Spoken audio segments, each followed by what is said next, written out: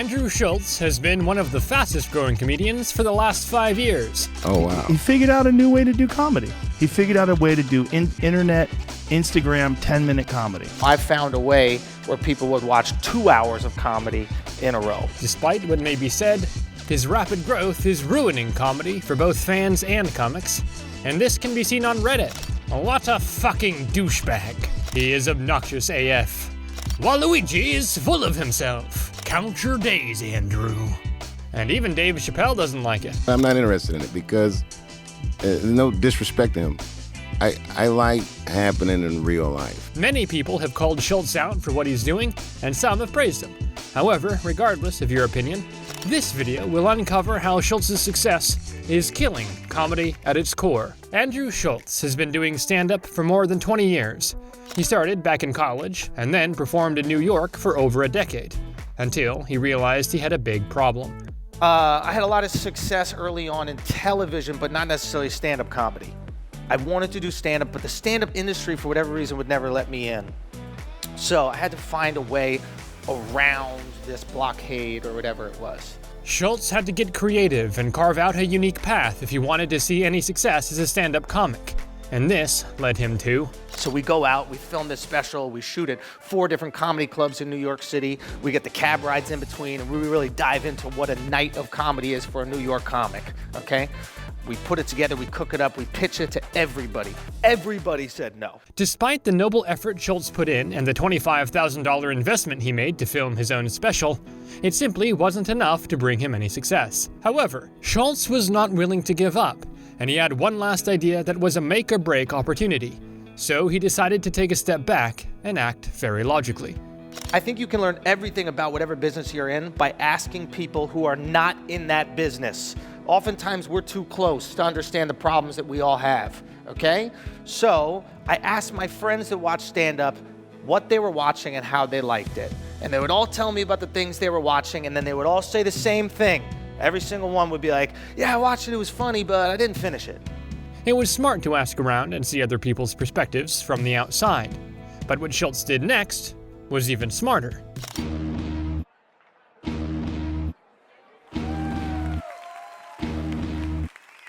School shootings. Every one of these kids has said they shot up the school for the same reason. I'm not making this up. Every one of them has said they did it because they weren't getting any pussy. That's a fact. Nobody's finishing it. Okay, specials are too long. So I decided to take this hour special that I had, cut it down to 15 minutes, and put it out on YouTube. This decision kick-started Schulz's career online. However, this was also the moment Schulz began to kill comedy slowly. And I kept doing different tour dates in different places, and more people came out, and I was like, wow, maybe there's something to giving away this material online. So I started putting out a clip every week on YouTube. I was going to do it for a year. As you can imagine, producing new comedy every week for a year is virtually impossible. The best comics we know produce new specials about once a year. It would be very hard to make new comedy comment each month, let alone each week. And Schulz knew this, so he decided to take up a controversial form of comedy. Did you just turn gay in the middle of your sentence? He's like, not if it's a 9-inch pistachio. Oh, you are gay. I was born October 11, 1988, inaugural coming out day. I'm the gayest gay. Oh, really?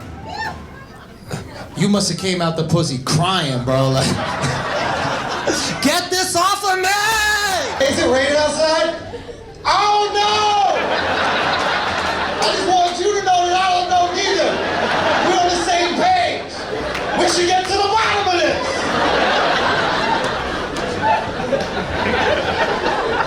Like, she could have just went like, I don't know. In an attempt to churn out content each week, Schulz chose to master the art of improv, and many Reddit users called him out for this. One user said, "Any comedian that relies too much on one thing is generally regarded as hacky. Personally, I don't see anything remotely special about his crowd work. He just hurls insults at people and then edits his sets together on Premiere to make him seem funnier than he is." And despite him having some people supporting him, another Reddit user said, "Of course he's not funny. His sets are just him laughing 50% of the time. He also acts like he's reinventing the genre. Like, what?" Despite the criticism, Schulz did not slow down or consider stopping at all. In fact, he took it one step further. And it was crazy to see these people start to gravitate towards me. And my career kind of really blow up off of just putting out this material. And I realized something. I decided to break it up into these small bits and create tons of different ports of entry to me as an entertainer. Schulz was doing so well with this content strategy that it began ruining his actual comedy. He began to act in a way where it was obvious he was just trying to make moments that could be clipped up and posted online. Schulz began to force some jokes and ended up just saying crazy stuff throughout his comedy. You know what's fucked up? Yo, black dude, you're real sensitive about the word black, man.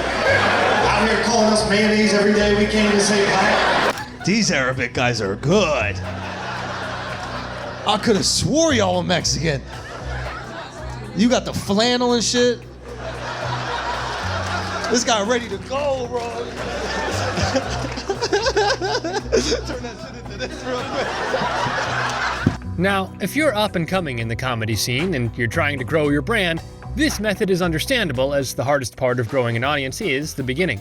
However, the issue I have is that after Schulz blew up from this content strategy, he never stopped using it, and he only got worse as his popularity increased. The trans women are fixing some shit. Like, I know women are really upset that the trans women are like competing in women's sports with them, but I'll be honest, like, I can't wait for the day when trans women completely replace women and women's sports. That's my dream. That's my dream. Martin Luther King. I have a Martin Luther King dream that one day trans women completely replace women at women's sports. And then women will know what white people went through when we let black people play sports. LA, I got tired, man. I got tired of the media trying to smear this great city. Every time I turn on the TV, they're saying you're a bunch of fucking criminals, drug addicts, and pedophiles, and it's bullshit. That is not the whole city. That is a very small, specific section of the city. It's called Diddy's house. Money is an obvious reason why Schulz still uses this content strategy for growth. I mean, he even included an ad break during his comedy special. All right, hold on, guys. I gotta speak to the people at home real quick. Listen, I know a few things are different here, okay? The hair, I'm even married now. Ignore that. We gotta talk about important shit, all right? And that's you thinking you found a way around the system. You're sitting there watching this on YouTube going, I didn't even have to buy the special. Not so fast. You're gonna support, okay? And you're gonna do that by gambling with the best gambling platform on the planet, betonline.ag, and using my promo code Andrew. Schulz began to use this strategy for his Brilliant Idiots podcast, where he would say wild stuff just for the sake of getting views. You don't need to say that a black person has roots in Africa, because there's one place in the world where black people come from, Africa. So I don't think you need to go African American. You're like, it's already self-explanatory. We can see, we know. White people, wait for it. White people happen to be from a bunch of other places in the world.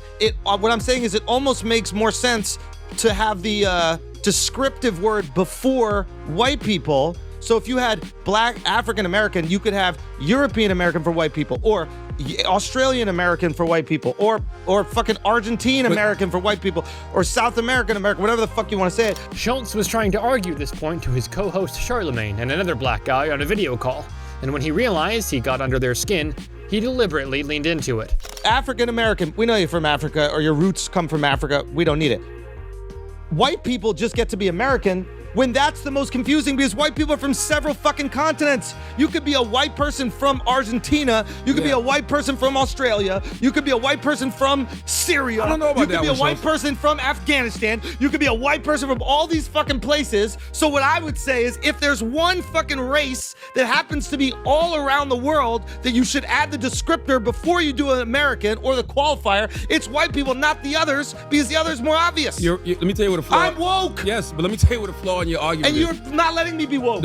I'm going back to racism. The flaw in your being argument. woke too hard. Another example of Schulz saying wild things for views can be seen in his Flagrant podcast during the Whitney Cumming episode. American rap music is done. Let's go. I don't want to hear no more American rappers. Florida doesn't count. Thank you.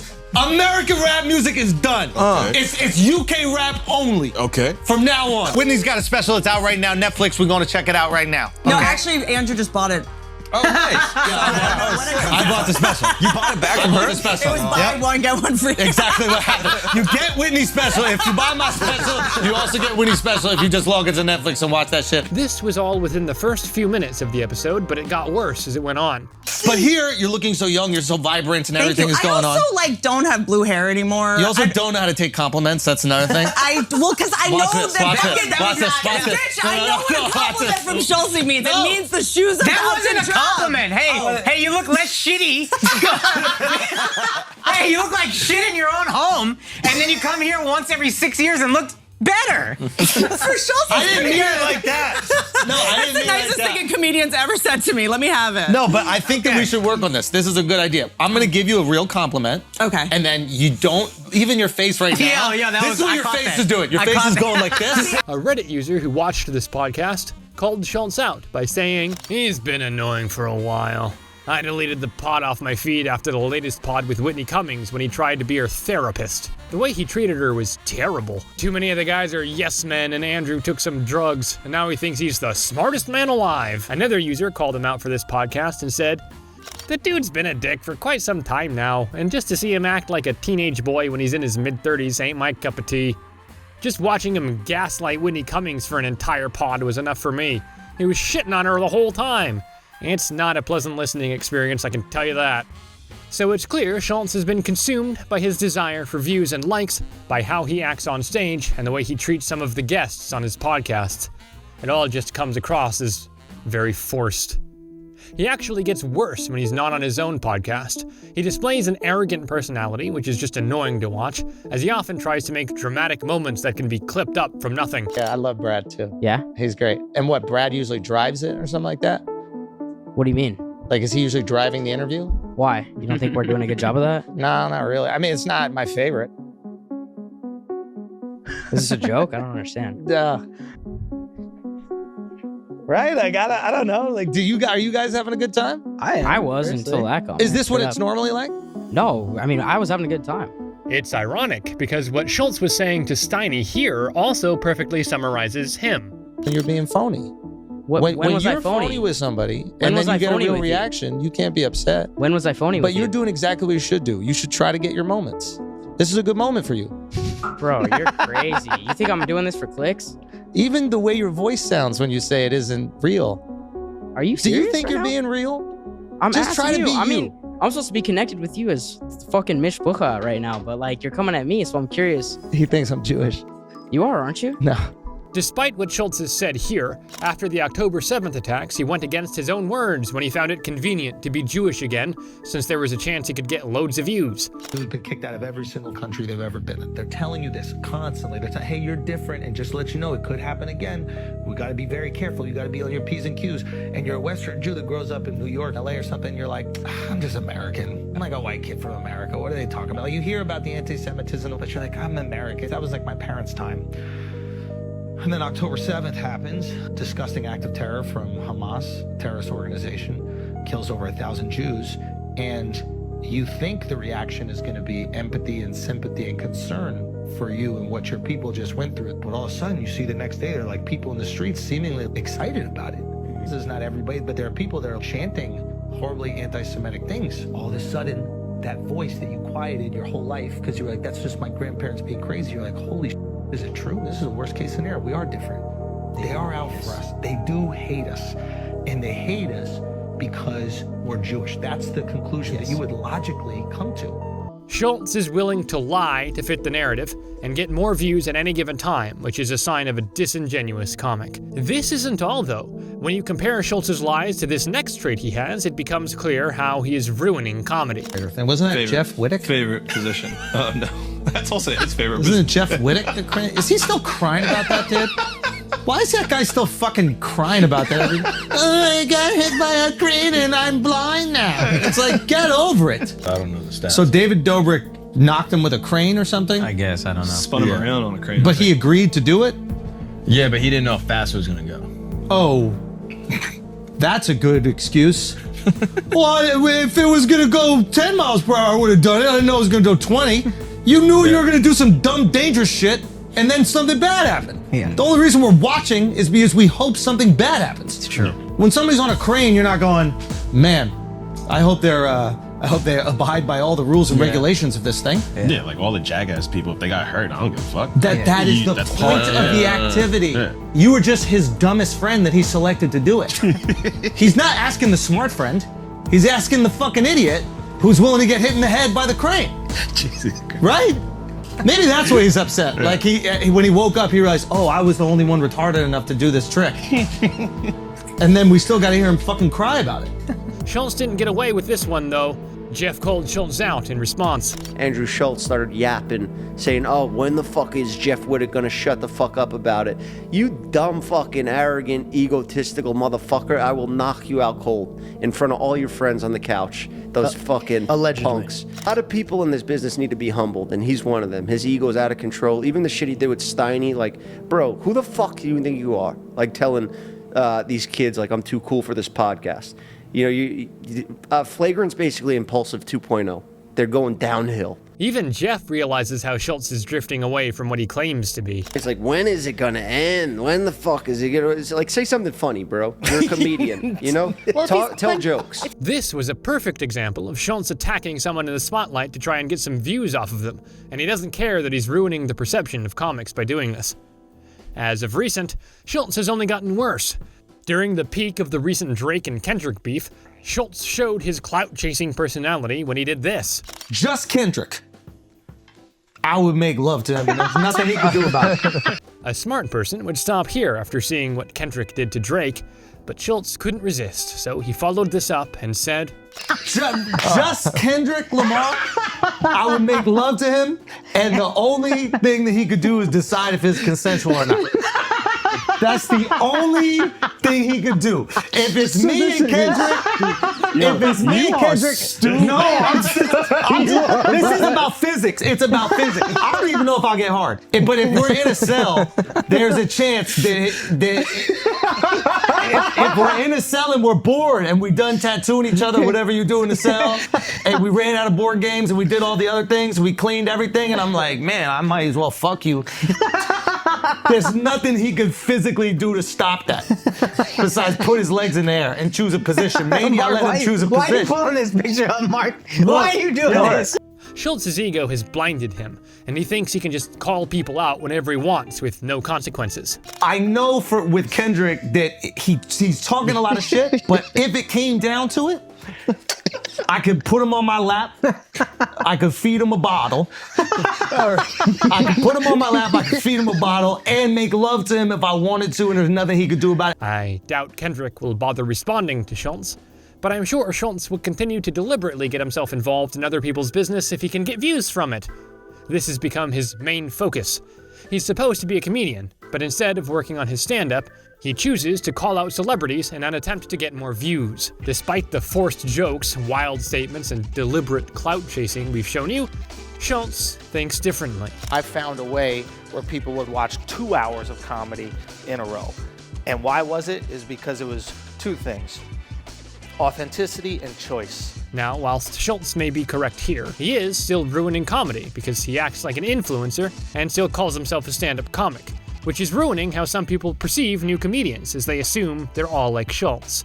He figured out a new way to do comedy. He figured out a way to do internet, Instagram, 10-minute comedy. Well, okay, but that's not, like you say, that's not stand-up. No. Like this thing that you're describing, God bless him. Yeah. That's not what I do. You know, I could throw a slideshow and the shit if I want to, but that crowd's not there. What's the fucking point?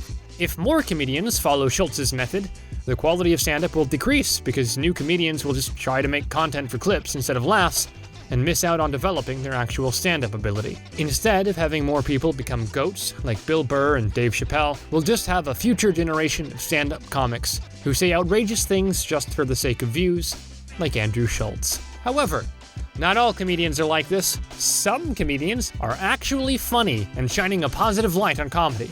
So we've made videos about them for you. Click here to watch.